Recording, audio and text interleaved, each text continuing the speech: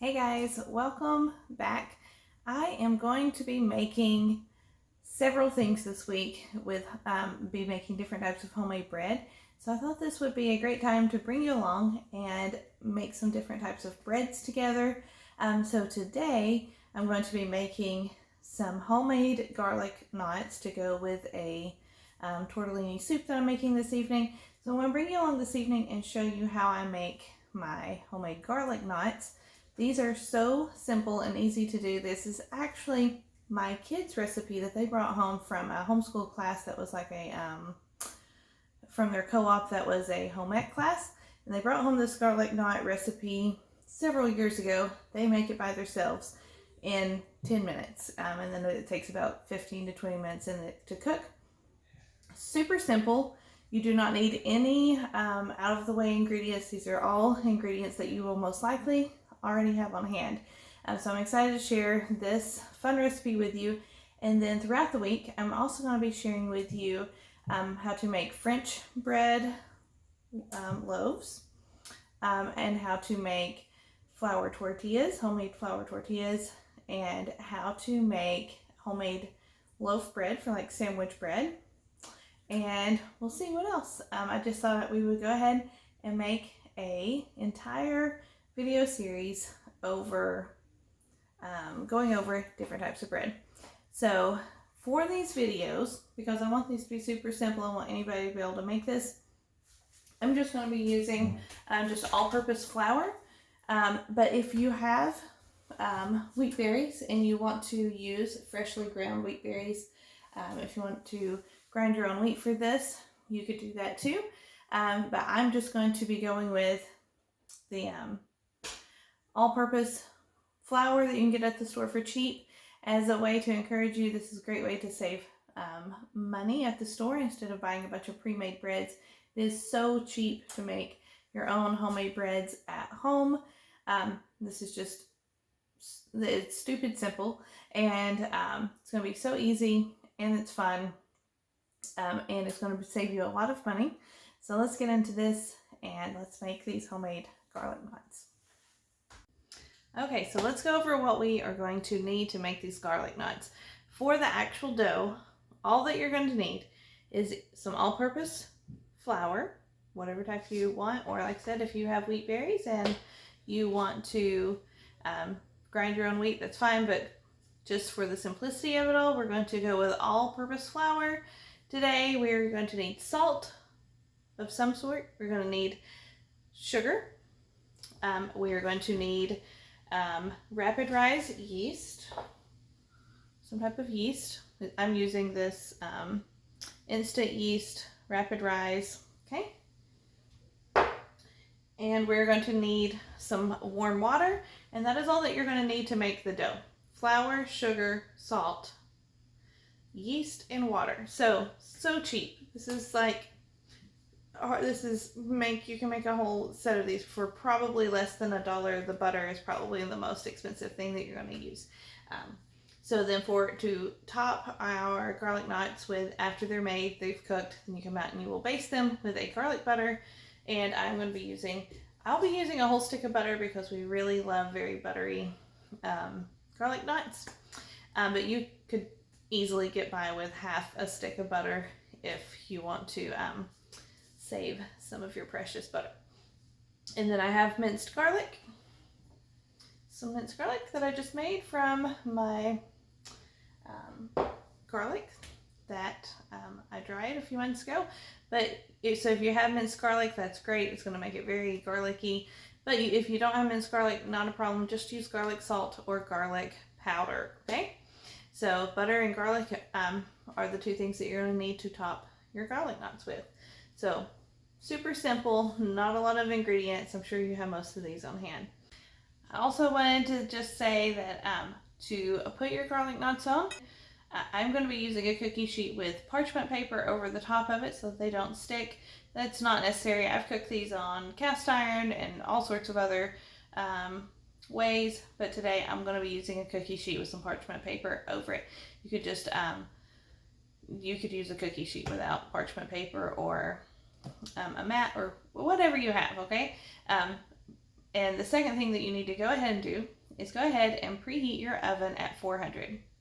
So then the next thing that I'm going to do is I'm going to just use tap water. So, and depending on how hot your tap water is, you may want to use a thermometer to measure the temp of your water. You do not want this water to get too hot, so you will kill the yeast. So if you're a little bit nervous about this and you want to make sure you get your water the right temperature, you'll want to check it and have it between 110 to 120 degrees Fahrenheit. And that will be warm enough to activate the yeast without killing it. I've made this so many times just with my hot tap water that I'm just going to go with that. But you could easily take a thermometer and check your water, make sure and see if you can get it between 110 and 120, and you'll be good to go. For this, we are going to need 1 cup of warm water.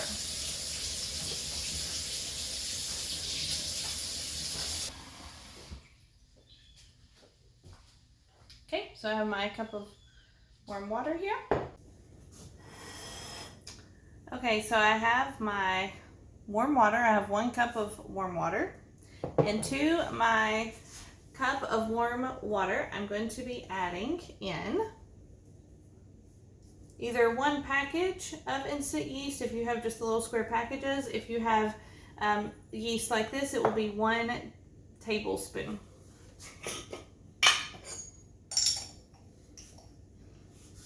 I have 1 tablespoon here. I'm going to go ahead and add that in.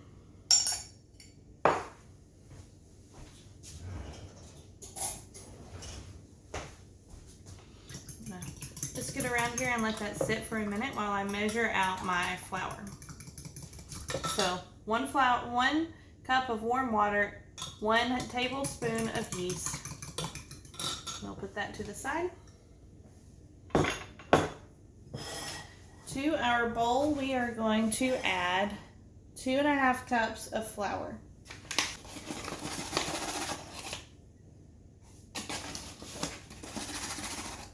All right, there's 1 cup. 1½ 2. Okay, so to our bowl, we are adding in 2½ cups of flour.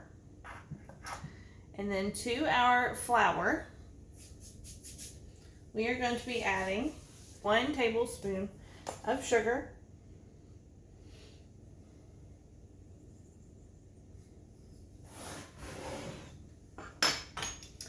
and we will be adding in 1 teaspoon of salt.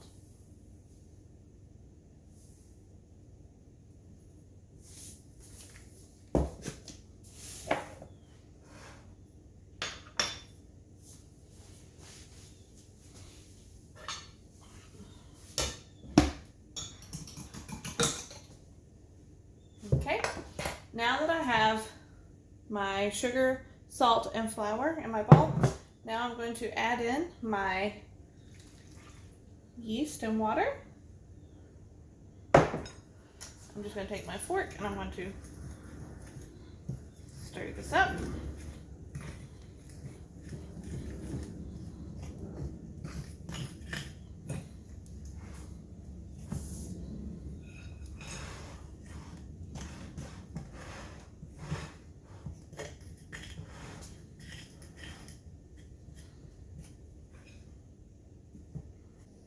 Okay.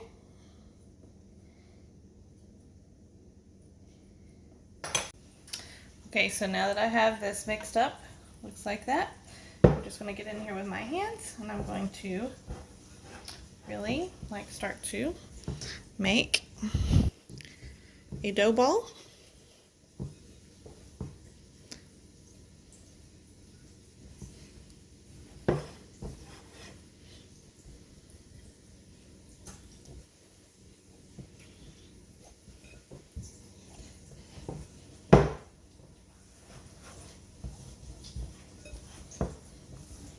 Getting all the flour off the sides of the bowl here. All right, and then we are just going to start to, once it starts to come together and stay together, we are going to start to knead it And feels like we're probably going to need to add a little bit of flour. It's being a little sticky here.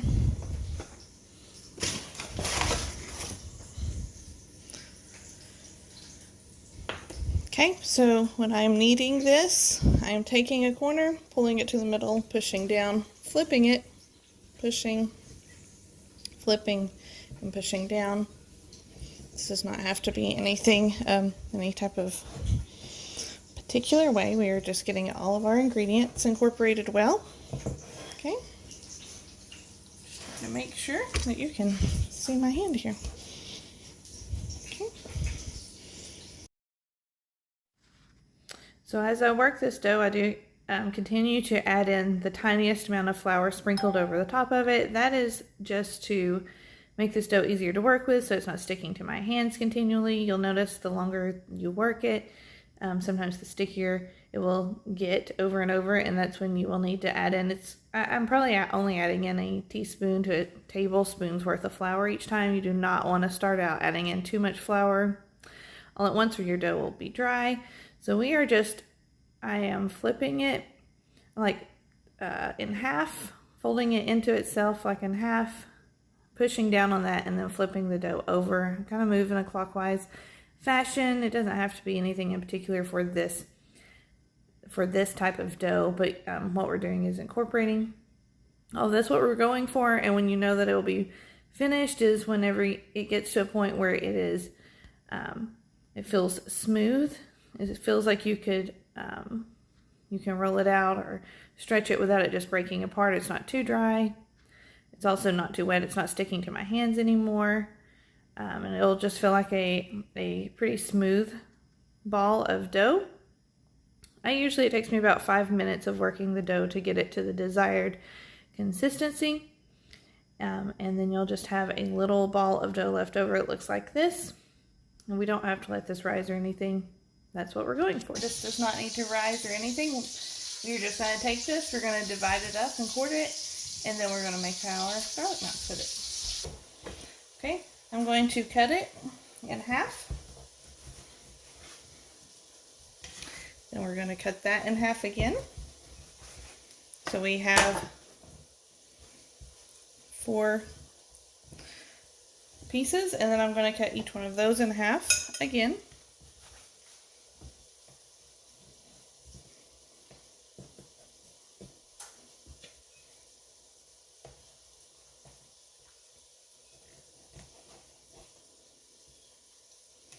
Okay. Oops. Cut from that one. Put it back over here.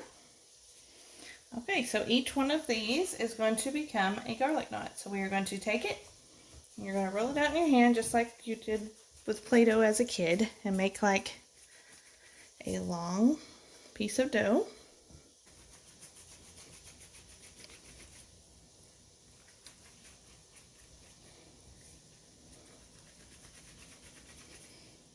Okay.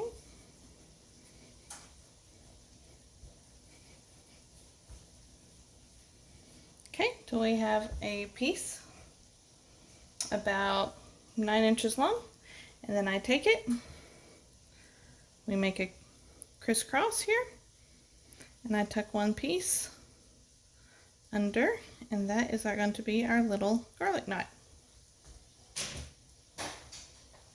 We start all over again.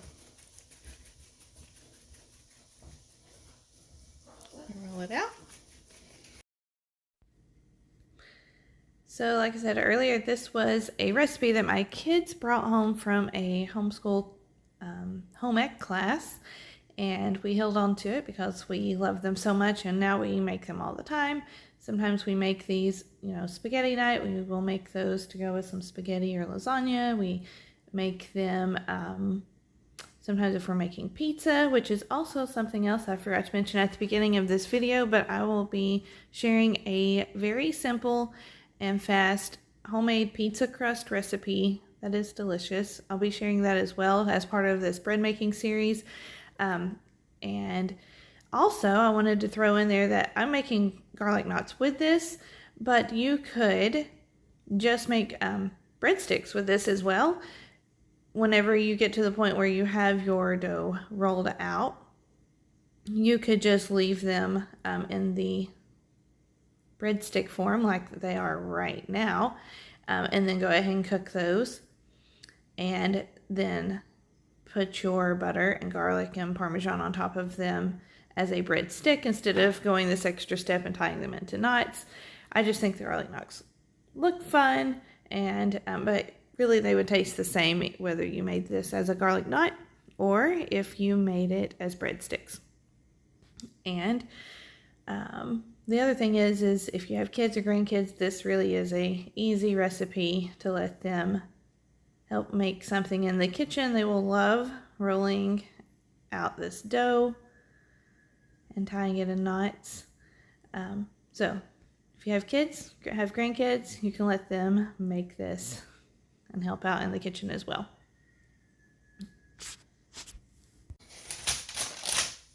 Okay, so I have my little garlic knots here. I'm going to add these to I'm going to throw these in the oven, 400, maybe 425 at the most. I usually cook them on 400. I put them in for 15 minutes and I check them. We take them out whenever they are firm and golden brown on top, but not brown, just slightly golden brown. You just put them in just like this. You do not add anything to the top of them or anything. So let's throw these in the oven. I'll show you what they look like when they are done. Okay guys, so here are the garlic knots. This is what they look like when they are done. I'll hold this up closer to you. So as you can see, they are just light brown. They are firm to the touch. Okay. Those were right at 15 minutes. What I usually like to do is I like to take these, usually put them in this little container right here.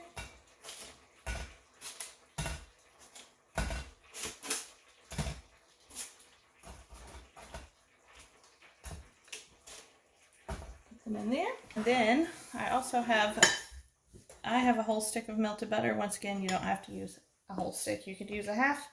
I have my minced garlic, but you could also just use garlic powder and sprinkle over the top of this. I'm going to mix that in together, and then we are going to baste.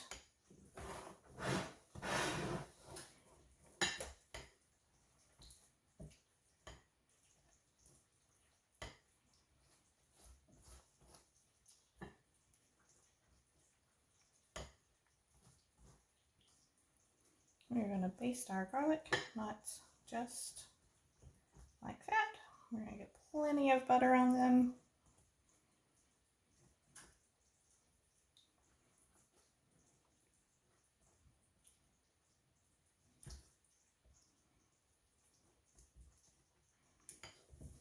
Okay.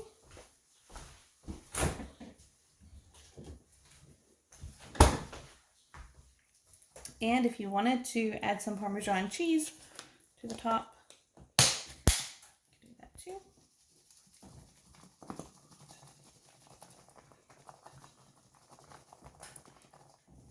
Guys, we have them all buttered up. I added a little bit of Parmesan on top as well. And these smell delicious. So I hope you will give this recipe a try. Super cheap, easy. These only took 15 minutes in the oven. And we're going to have these with some soup tonight. Thanks for watching.